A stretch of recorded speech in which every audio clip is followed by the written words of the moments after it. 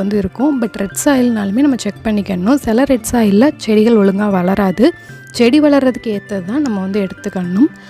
அதுக்கப்புறமா இதில் வந்து ஃபர்டிலைசர் மிக்ஸ் பண்ணணும்.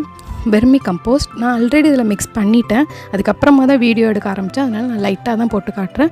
பட் நீங்கள் கொஞ்சம் அந்த மண்ணுக்கு ஏற்ற மாதிரி நிறைய போட்டுக்கோங்க. செகண்டு டிஏபி ஃபர்டிலைசர்னு சொல்லுவாங்க. அதுவும் இதில் வந்து மிக்ஸ் பண்ணிக்கணும். இது வந்து நர்சரி வச்சுருக்கவங்க என்கிட்ட சொன்னது.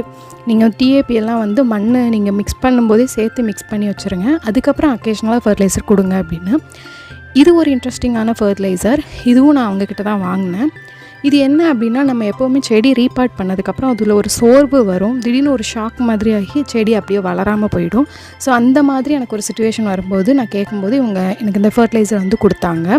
இது பார்க்குறதுக்கு கிட்டத்தட்ட வெர்மி கம்போஸ்ட் மாதிரி இருக்குது. பட் இது வெர்மி கம்போஸ்ட் இல்லை. இதோட டெக்ஸ்சர் எப்படி இருந்தது அப்படின்னு பார்த்தீங்கன்னா, நல்ல கறியெல்லாம் பவுடர் பண்ணால் எப்படி இருக்கும் அந்த மாதிரி இருந்தது.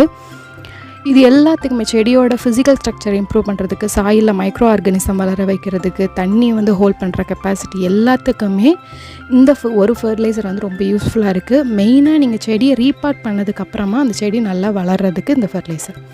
இப்போ 4th ஒன் இது வந்து ரோஸ் மிக்ஸ் அப்படின்னு சொல்லி எனக்கு கொடுத்தாங்க.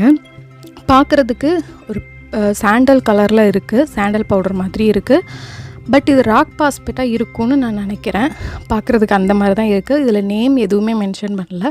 ஒருவேளை நீங்கள் நர்சரி போனீங்கன்னா ரோஸ் மிக்ஸ் அப்படின்னு கேட்டு பாருங்கள், கிடைக்கலாம். ஸோ இதுவும் நான் வந்து இதில் வந்து மிக்ஸ் பண்ணிக்கிட்டேன். ஸோ இது எல்லாத்தையும் நீங்கள் ஒரு பாட்டுக்கு தேவையான மண்ணுக்கு ஏற்ற மாதிரி நீங்களே வந்து மெஷர் பண்ணி போட்டுக்கோங்க. வெர்மி கம்போஸ்ட்டு கொஞ்சம் நிறைய போடலாம்.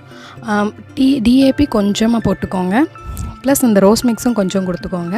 அப்புறம் இன்னொரு இந்த செடிகள் வந்து ஷாக்கிங் இல்லாமல் வளர்கிறதுக்கான ஃபர்டிலைசரையும் கொஞ்சம் போட்டுக்கோங்க. இது எல்லாத்தையும் விட வெர்மி கம்போஸ்ட்டு கொஞ்சம் எக்ஸ்ட்ரா போட்டுக்கோங்க.